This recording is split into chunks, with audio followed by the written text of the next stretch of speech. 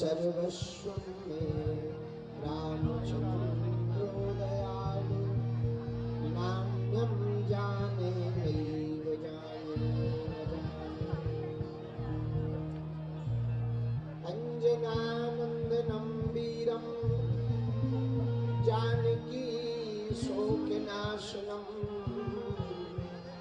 कपीसमक्षं तारं वंदे लंकाभयंकरम्।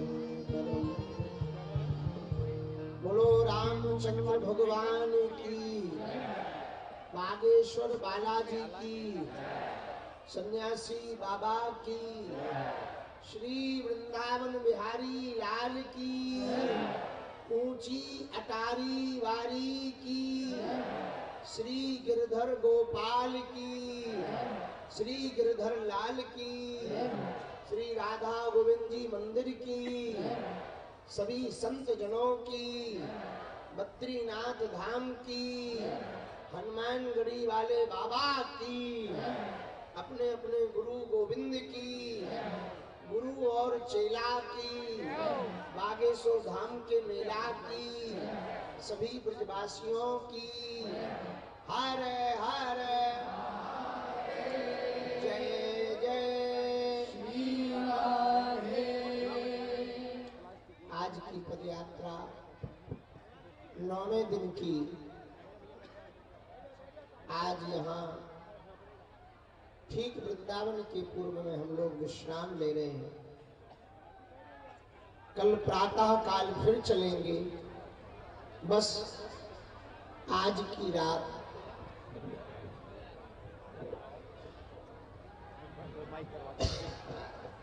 आने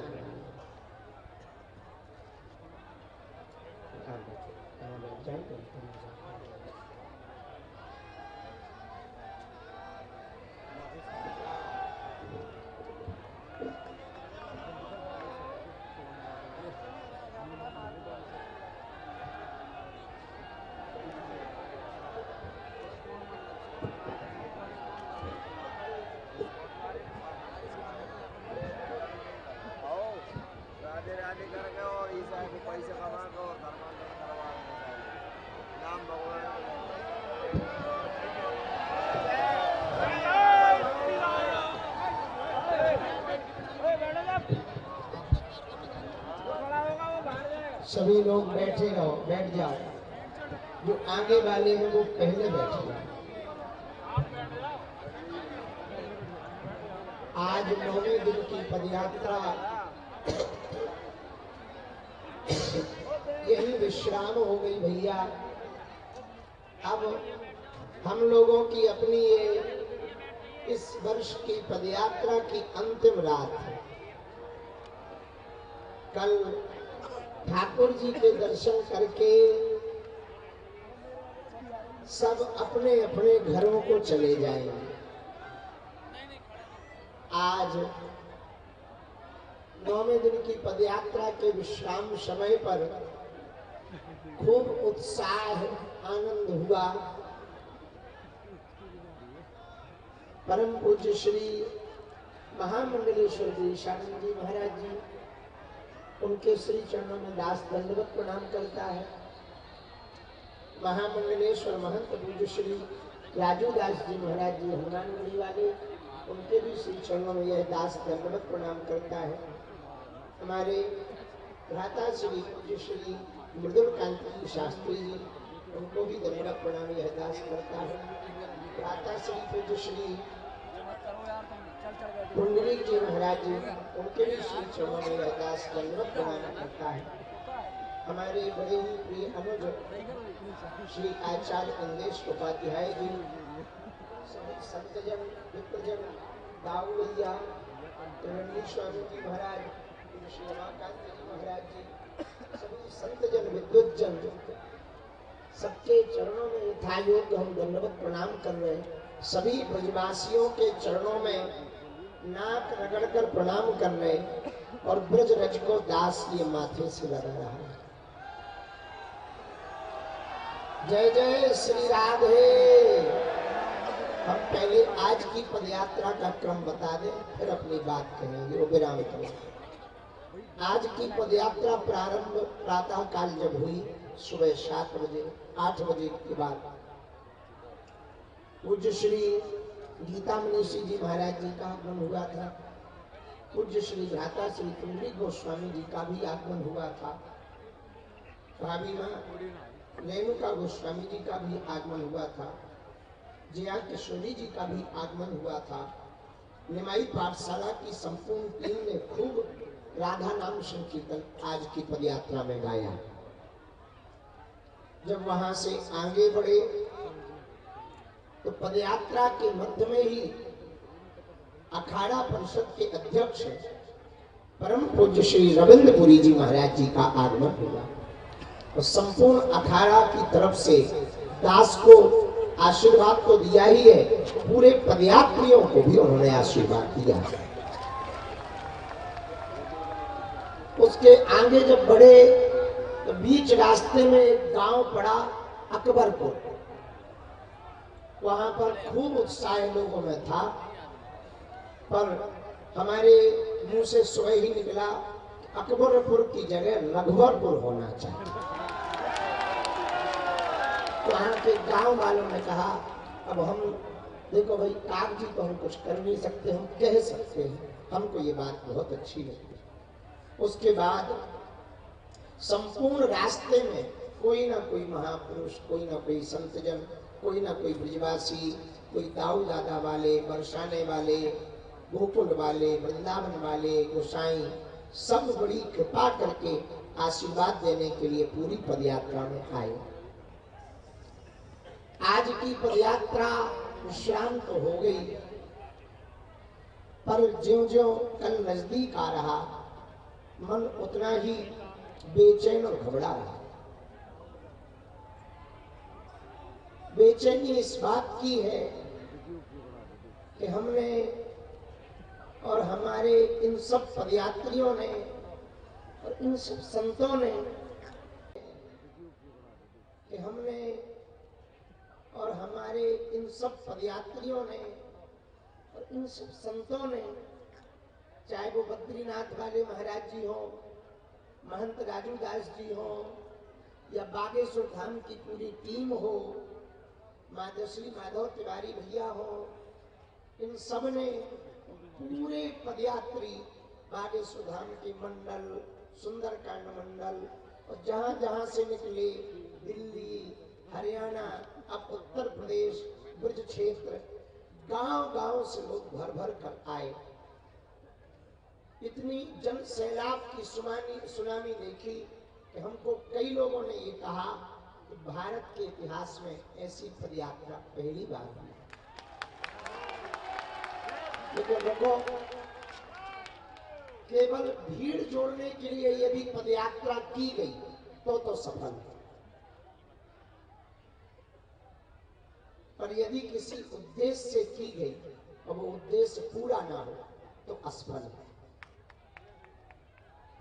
इस पदयात्रा का उद्देश्य बहुत स्पष्ट है, हिंदुओं की एकता।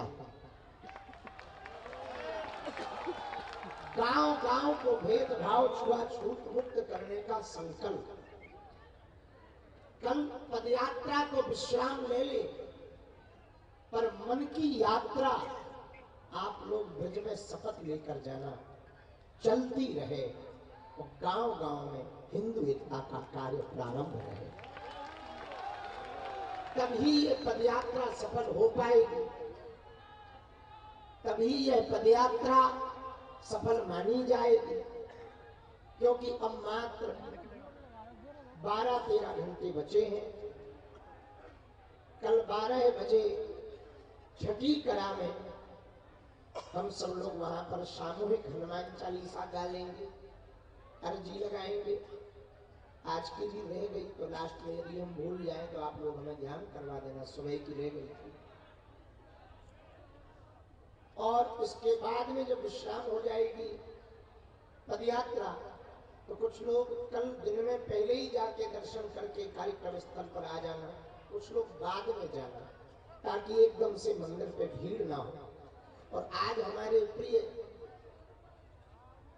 भ्राता अनुज ने बहुत अच्छी बात बता दी और बड़ी अभूतपूर्व है। ठाकुर जी पूरे ब्रजवासियों को लेकर के गोवर्धन जी गए।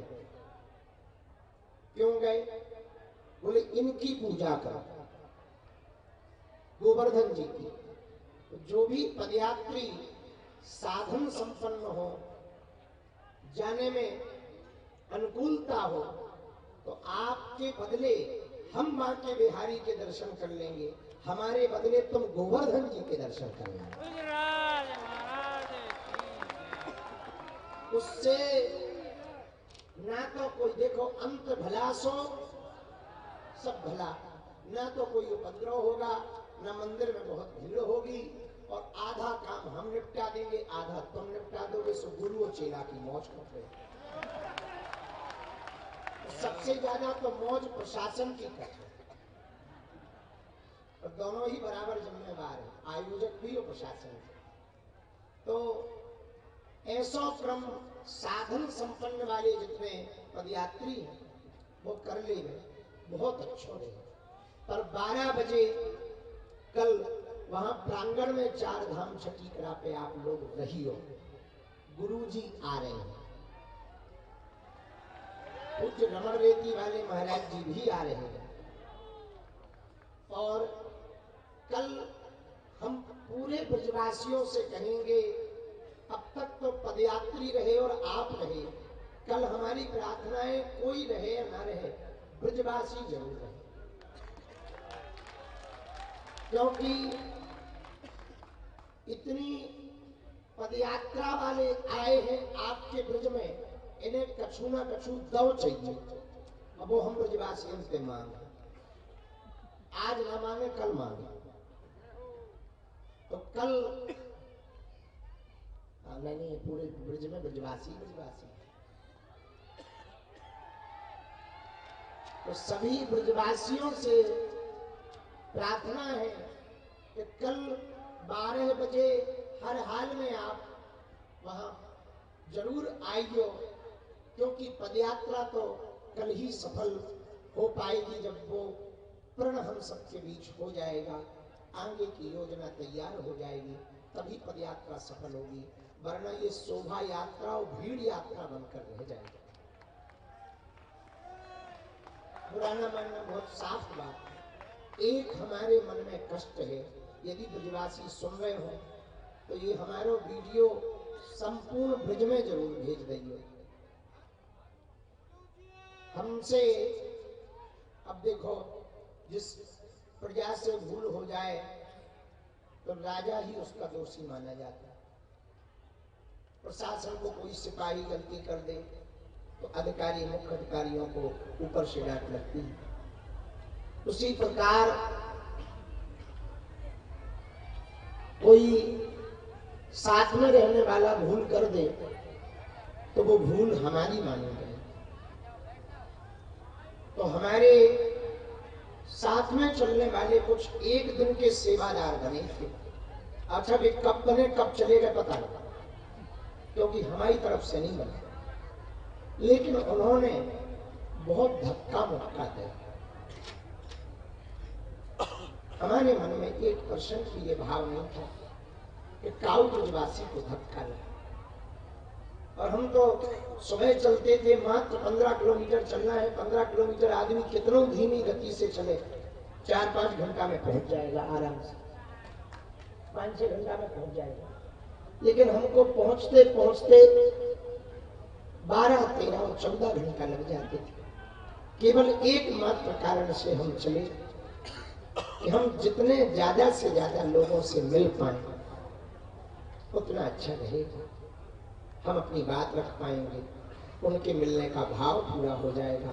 2 साल के बच्चे से लेकर के 90 वर्ष की माताएं आई, बुजुर्ग आए, घर काम छोड़ करके आए, रास्ते में 8-8 घंटे तक दिल्ली में, हरियाणा में रोड के किनारे पर लोग खड़े रहे। पर कई लोगों को एक दिवसीय जो ऊट पटांग सेवादार बने, कई लोगों को धक्का लगा, कई लोग तो गिर गए, पता नहीं क्या मन में सोच रहे होंगे। इसलिए हम पदयात्रा के एक दिन पूर्व में क्षमा मांग रहे हैं कि ये भूल हमसे तो हुई नहीं है, और ये भूल भी हमारी ही है, तो हम क्षमा मांग रहे हैं कि आप मन में कष्ट ना रखना। अब वो हो तो गया है, पर इतनी ज्यादा भीड़ थी कि उसको संभाल पाना बड़ा कठिन था, इतना बड़ा सैलाब। तो हम हाथ जोड़कर, नाक रगड़कर संपूर्ण ब्रजवासियों से क्षमा मांग रहे हैं, ताकि क्योंकि आप ठाकुर जी के प्राण हो और हमको तो आप सब में ठाकुर जी ही दिखाई पड़ते। ये बात देखो, ना तो हमें नेताजी बनना है, ना हमारे कोई ऐसा कोई निजी स्वार्थ तो है नहीं। ये बात हम बहुत श्रद्धा पूर्वक कह रहे हैं कि बहुत कष्ट हुआ होगा, उसके लिए हमारी भूल है। हमारे जो पदयात्री चल रहे थे, हम और अभी भैया बैठ के यही बात कर रहे थे, आप लोगों को इतना कष्ट हुआ। कोई बिहार से घर छोड़ के आया, कोई महाराष्ट्र से घर छोड़ के आया, कोई गुजरात से आया, कई बच्चा तो नौकरी छोड़ करके आया, और कई लोग तो परिवार में बीमारी है। एक बालक हमें मिला, उसकी माताजी हॉस्पिटल में वेंटिलेटर पर, तो वो छोड़ के आते। तो हमने पूछा कि नालायक हो क्या, मूर्ख हो? बोला गुरुजी, जो भगवान ने रचा होगा, माताजी की अवस्था वृद्ध है सो होगा, लेकिन यदि आज हम हिंदू होकर आपका साथ नहीं देंगे तो हिंदू जगत नहीं देंगे।